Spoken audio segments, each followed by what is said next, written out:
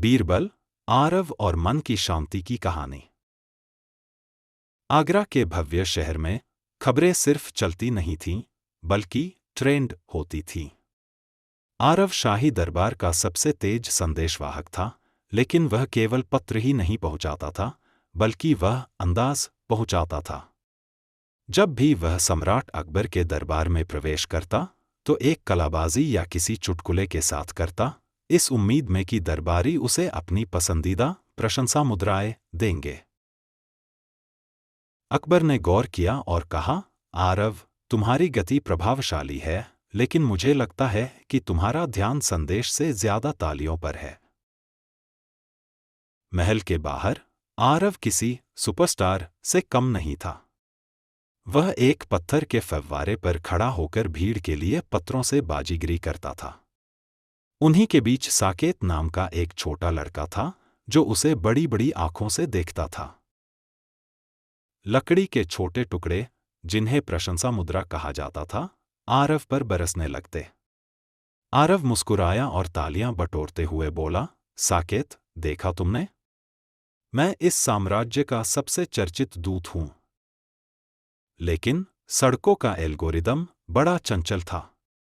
ज़ियान नाम का एक नया संदेशवाहक वहां आया, जो एक दुर्लभ सफेद ऊंट पर सवार था और भीड़ की ओर रेशमी स्कार्फ फेंक रहा था। अचानक लोग आरव को छोड़कर ज़ियान की ओर मुड़ गए। आरव के सीने में एक तेज दर्द उठा। उसने अपनी झोली देखी। पिछले 1 घंटे में उसे एक भी प्रशंसा मुद्रा नहीं मिली थी। उसकी चमक फीकी पड़ने लगी थी।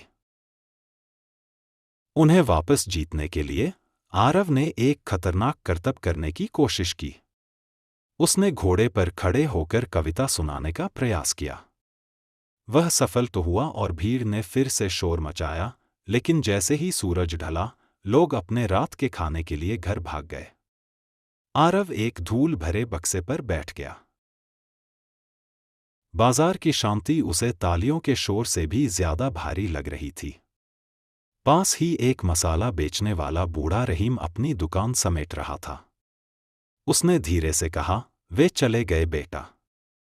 गूंज हमेशा शांत हो ही जाती है। उस रात आरव सो नहीं सका। उसने अपनी प्रशंसा मुद्राओं के संग्रह को देखा, लेकिन वे उसे लकड़ी के ठंडे और बेकार टुकड़े लगे। उसने दिन भर की यादों को टटोला और सोचा कि वह इतना खाली क्यों महसूस कर रहा है।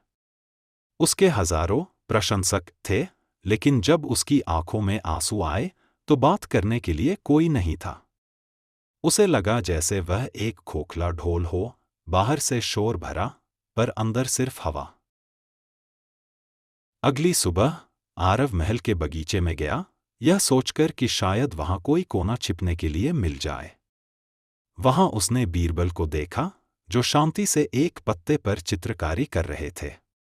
आरव के आने पर भी बीरबल ने ऊपर नहीं देखा। बीरबल ने मखमली आवाज में कहा, आरव, तुम उस आदमी की तरह लग रहे हो जिसने कोई खजाना खो दिया हो, जबकि तुम्हारी जेबें सिक्कों से भरी हैं। आरव ने घास पर बैठते हुए आह भरी, बीरबल, मैं समझ नहीं पा रहा हूं। कल वे मुझसे प्यार करते थे, आज मुझे लगता है कि मेरा कोई अस्तित्व ही नहीं है। मैं खुद को बदलता रहता हूं ताकि वे तालियां बजाते रहें। मैं थक गया हूं। बीरबल ने आखिरकार ऊपर देखा, उनकी आंखों में एक समझदारी भरी मुस्कान थी। तुम एक गूंज के पीछे भाग रहे हो, आरव, और गूंज का अपना कोई दिल नहीं होता। बीरबल उठे और आरव को एक गहरे पत्थर के कुएं के पास ले गए। कुएं में अपना नाम चिल्लाओ, बीरबल ने आदेश दिया। आरव हिचकिचाया, फिर चिल्लाया, आरव। कुआं वापस चिल्लाया, आरव, आरव। वह बीरबल मुस्कुराए। कुआं तुम्हारा नाम इसलिए कहता है क्योंकि तुमने उससे कहा, लेकिन अगर तुम चिल्लाना बंद कर दो तो कुआं खामोश है। उसे फर्क नहीं पड़ता कि तुम यहां हो या चले गए। भीड़ भी ऐसी ही है। आरव ने कुएं के तल में ठहरे हुए पानी की ओर देखा। तो क्या यह प्रशंसा असली नहीं है? बीरबल ने सिर हिलाया। यह एक प्रतिबिंब है, सूरज नहीं। लोग आज तुम्हारे लिए तालियां बजाएंगे और कल तुम्हें भूल जाएंगे क्योंकि वे अपनी खुद की गूंज के पीछे भाग रहे हैं। जब आप केवल दूसरों की प्रशंसा के लिए जीते हैं तो आप स्वयं को खो देते हैं।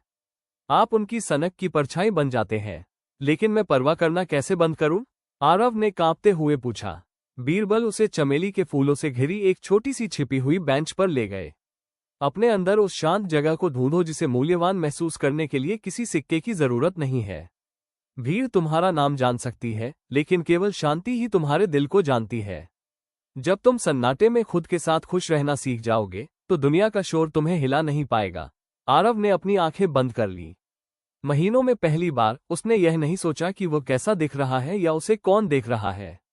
उसने बस पक्षियों की आवाज सुनी और चमेली की खुशबू ली। उसे एहसास हुआ कि उसे सिक्कों की खनक से ज्यादा हवा की सरसराहट पसंद है। उसे अपने सीने में एक अजीब सी स्थिरता महसूस हुई, यह एहसास कि वो जैसा है पर्याप्त है। आरव अपने काम पर वापस लौट आया, लेकिन कुछ बदल गया था। वो अब भी उतनी ही तेजी से संदेश पहुंचाता था, लेकिन अब वो दिखावे के बजाय सादगी से काम करता था। जब साकेत ने पूछा कि वह अब बाजीगरी क्यों नहीं करता, तो आरव बस मुस्कुराया और उसे एक असली फूल भेंट किया। उसे अब गूंज की जरूरत नहीं थी, उसने सन्नाटे में अपनी खुद की आवाज ढूंढ ली थी।